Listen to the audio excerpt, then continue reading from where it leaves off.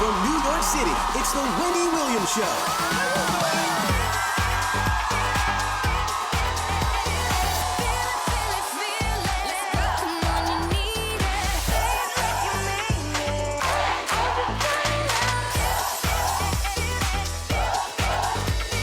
Now, here's Wendy.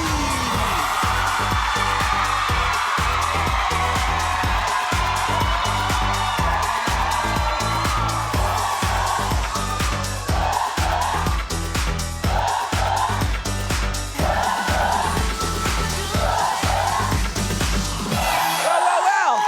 Here we go again. Thank you for watching our show. Let's say hello to my co-host and studio audience. Oh, boy. Doing okay today. Let's get started. It's time for... Come on.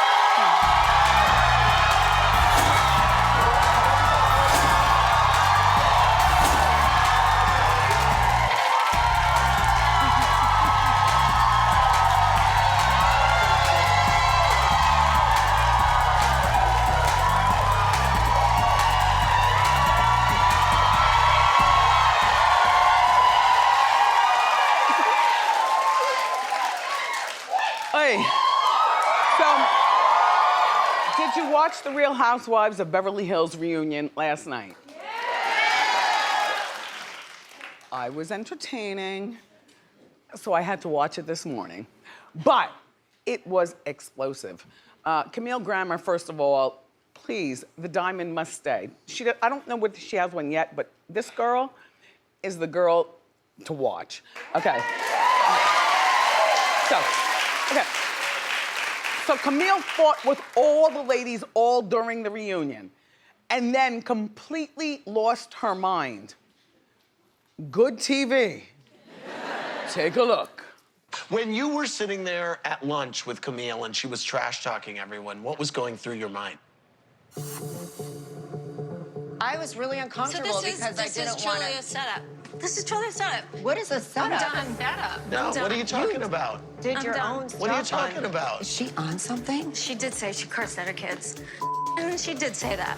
She's so angry. I'm not going through that bullshit. Them. What's the setup? What happened? She's nuts. Thank you. Thanks. Take this off. I'm leaving. Bullshit. Nasty bitches. First of all, I'm so glad that me and Andy are back together. Andy. You know how to get the information out of people. Then, don't you sometimes get uncomfortable when people start stripping right in front of you for no reason? Like when I saw that, I was like, where are we going with this? Yesterday, I was on the phone I was FaceTiming with Tiffany Haddish. No.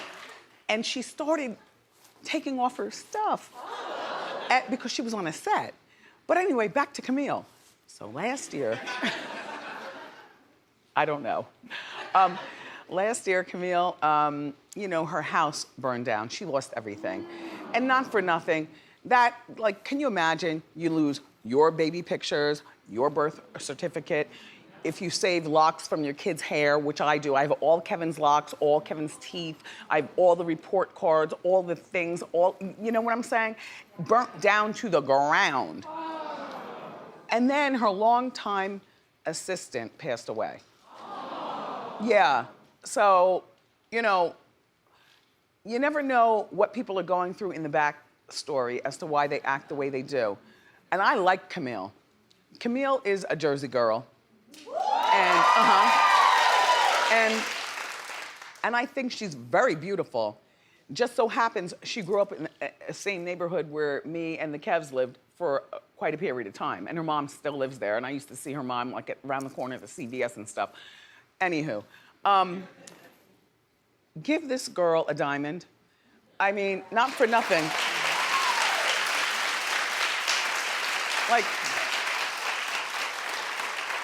Not for nothing, Vanderpump.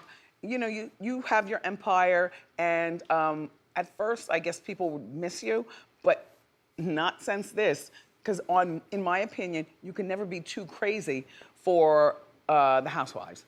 You know what I mean? Yeah, like you can't.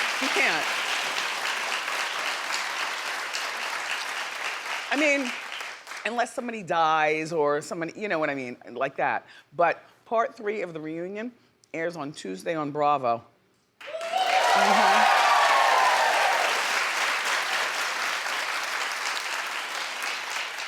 Nice job, Camille. And Rina, I still don't like the blonde on you. I like your staple, iconic hair. You know, that hair. I mean, she looks good no matter what color, but for me, you look like the rest. No.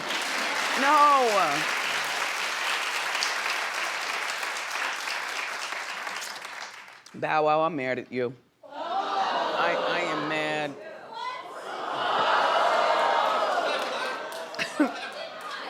Now look, here's what happened. My mouth is watery. Bow Wow performed at a club, and while he was on stage in Atlanta recently, they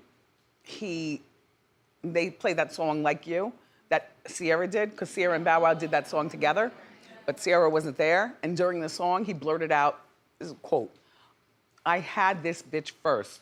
You know that, right?" What are you doing? So people are hating on Bow Wow. Bow Wow, I'm not hating on you, but I'm just saying, young man, come on now. So what? You know, here's the thing.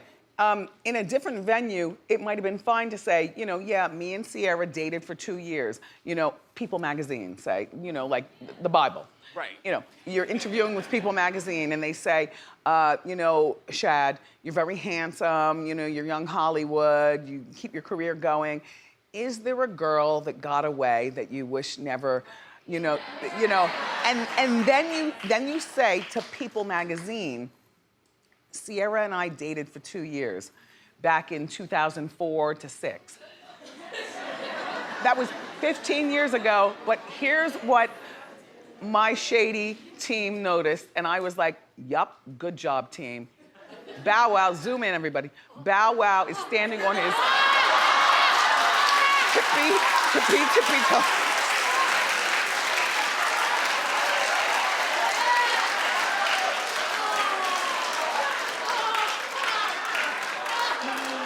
Oh my gosh. Anyway, Shad, here's the thing.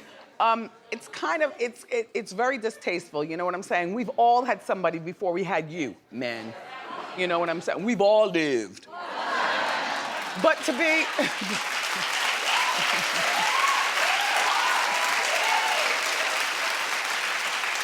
But to be, you know, shirtless in a club and calling her a bitch, you are so wrong. Like, I had this bitch. You were so wrong for that. No, Russell does not need to get him. Russell needs to be the civilized man that he is. Yeah. And Ciara, please don't clap back. It's not worth it. You are now the matron of the manor. Okay.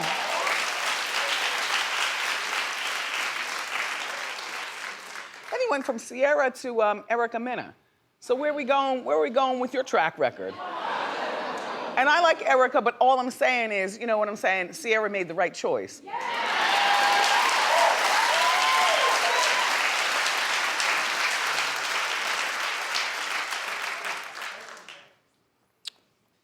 So, sip tea. So Leonardo DiCaprio, who I love, never met him, but I love him. I love him. Yeah.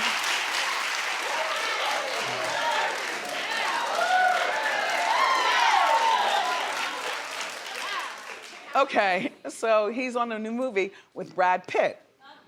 But they say that he's the diva of the set. It's called Once Upon a Time in Hollywood, which I can't wait to see, okay? He looks great, Brad looks great, the setup of the movie is great, but on the set, the crew was instructed not to look at Leo in the eyes. I know, right? Like, Brad is just as big and all cool, walking around, talking to people and, doing his thing. And Leo's like, don't look me in the eyes. Well, look at Brad.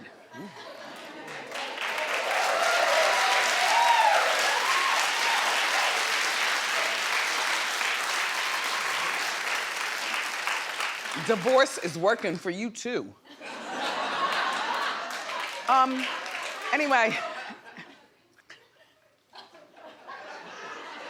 Anyway, here's the thing about Leo.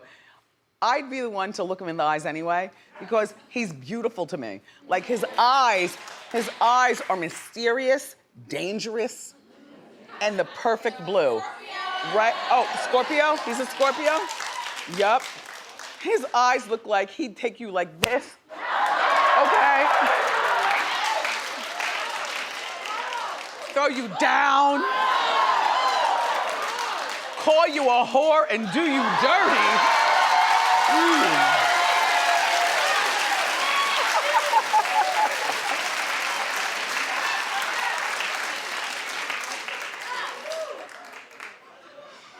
Sorry. You like what you like. And I like him. I know that I've known this for years, because I've been talking about celebrities for years, the celebrity culture. He's not the only one. There are many celebrities who don't want you to look them in the eyes. They don't want to have the food that you eat at craft services. They don't want to have contact with you in the office. You can be right there wanting to ask them a question, no lie, because I know one right now, and I won't say her name. One of the daytime girls. Oh, uh-huh. You know who. Yep. Okay? She, you might have a question for her. Yep. But you will have to talk to Suzanne, and then Suzanne talks to me. Yeah. See what I'm saying? Don't talk to me, Norman. Right. You talk to Suzanne, even though I'm right here. Right. Right? But Suzanne is one of my executive producers, even though you think she's the clapper. Yeah. No. We all multitask here. By the way, I was talking FaceTime with Tiffany. I've also booked her as well.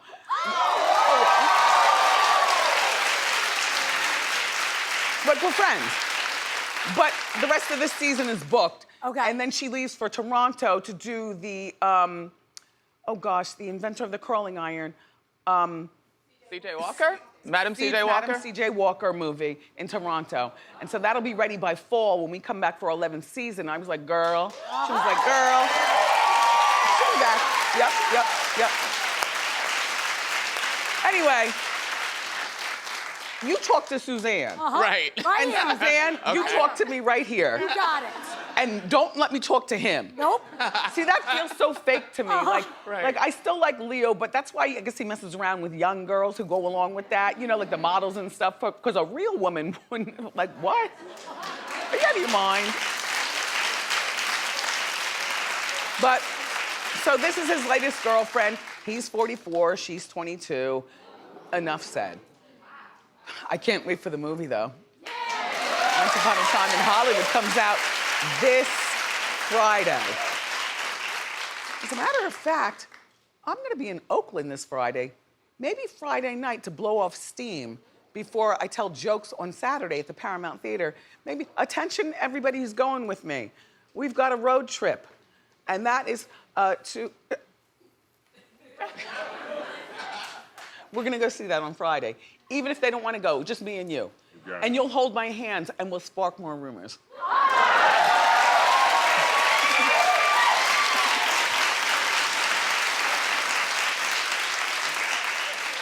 So, all right.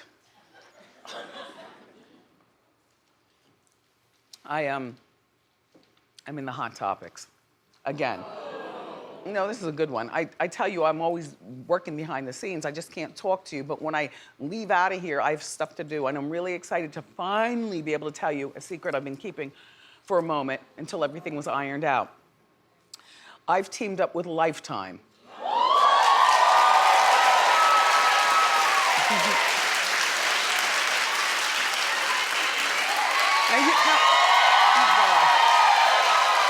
Okay. I'm executive producing my biopic.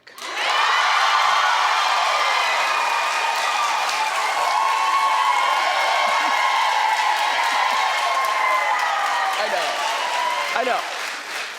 And you know, I'm such a Lifetime groupie. I have been since radio, since forever and whatnot. And I know what I like to see on Lifetime. You like to see the same things. You want to see it be put down.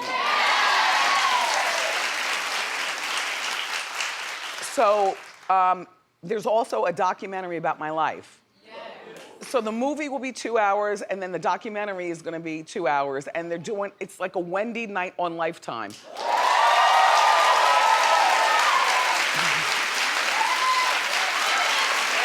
And the documentary is gathering people in my life, not just like my mom and dad and siblings and stuff, but like old bosses or friends and, you know, people in the business. I get to talk about me behind my back. All right. And then the movie is being, first of all, we start shooting in the fall. Right now we're casting, we haven't started. Don't ask me who I want to play me because I want an unknown who's good at what she does. I need like 2 or 3 different Wendys, you know, because when I was 6, I was, you know, wetting the bed. When I was 12, I was wetting the bed and reading a lot and plotting on my escape from my parents. And I've always been my own best friend, so you'll see it go down. And then I need a 3rd one to play adult Wendy, but I don't want the actors to distract from the story. So we're gonna be casting, but I'm so happy to say, on board, it's being produced by Will Packard. Yeah. Will Packard, he's done a lot of stuff. Think Like a Man, Straight Out of Compton, Girls Trip.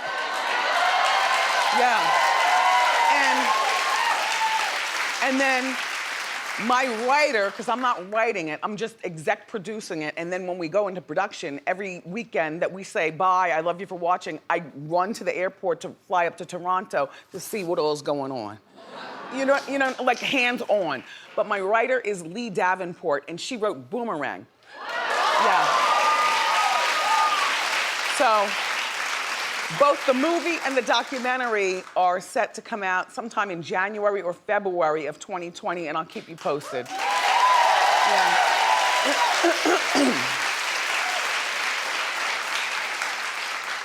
And another thing. I'm also exec producer, along with Funny or Die, of the new Jerry O talk show.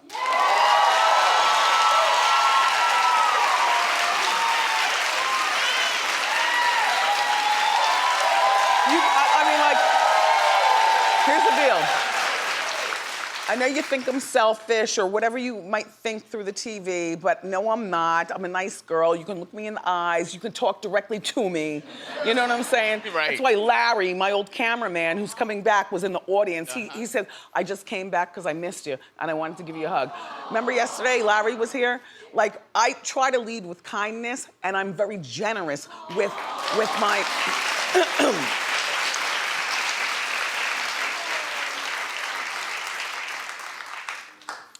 Larry. No, Larry's been here since the 6-week sneak peek. And when he just showed up by himself, I was like, oh my gosh. Brendan cried, Suzanne cried, Rambo cried. James was at the doctor's office getting his tune-up, so he didn't cry. Doug cried. You know, we're a family here. So when you think what you see might be selfish and stuff, it really isn't. And when I was man down a few months ago, remember Kiki filled in and Nick Cannon and Sherry Shepherd and everybody. But Jerry O, he came on this show. Remember when he sucked my toes?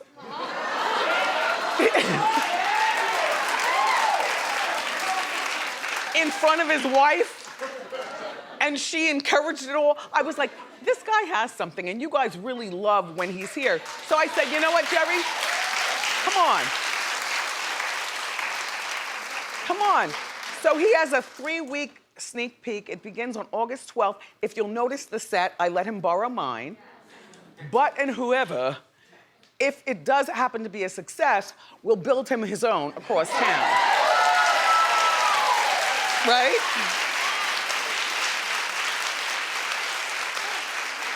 Good luck, Jerry. Break a leg. Make me proud.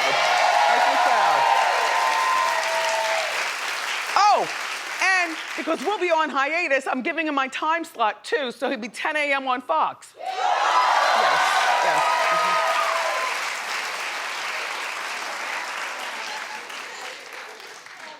Damn it, man. That's it? That's it. Well, we just got started. More great show ahead. The legendary Loretta Devine is here. So grab a snack and come on back.